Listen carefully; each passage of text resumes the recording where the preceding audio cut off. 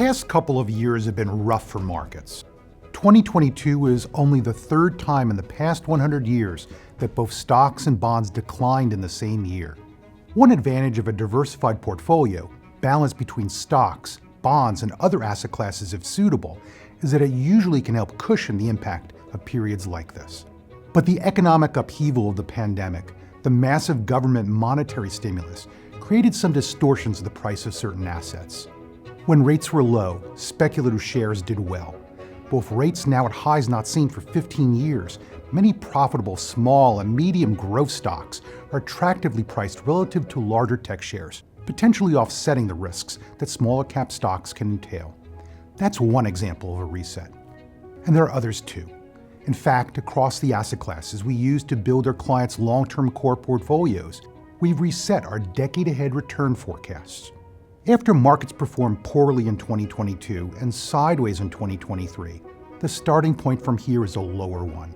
All else being equal, that may strengthen the potential for long-term future returns. Of course, things are never really equal. There are plenty of other negatives, as well as other positive forces and surprises that will affect the actual returns for all these asset classes in the coming years.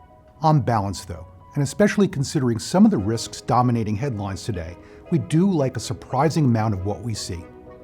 When we say slow, then grow, the title of our 2024 outlook, what we mean is that our economy slows in 2024. Factors like healthier inventories and improving productivity may still allow corporate profits to rise compared to their recent sluggish performance. And as the economy slows, inflation pressures are more likely than not to fall. Lower inflation and higher corporate profits could be a good combination, making 2024 an important transition year.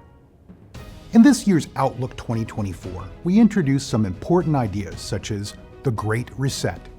Our expected returns for both bonds and stocks over the next decade has improved quite a bit from early 2022. Keep in mind, forecasts are just that and only one starting point for how to allocate a portfolio in a way that is most suitable for you. Security.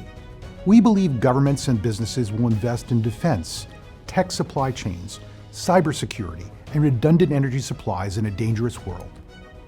Risk opportunities. There are numerous investments in an evolving world economy driven by unstoppable trends like the aging of the world's population, the power and perils of AI, climate change, and the increasingly polarized relationship between the world's two greatest superpowers, the US and China. For portfolios, the big reset means intermediate bonds and small and medium-sized growth shares could all be worth a closer look for some investors. And all investors should have an opportunity to build new or existing core portfolios that are diversified and more resilient. So have a read of Outlook 2024 and learn more about the implications of the big reset for you.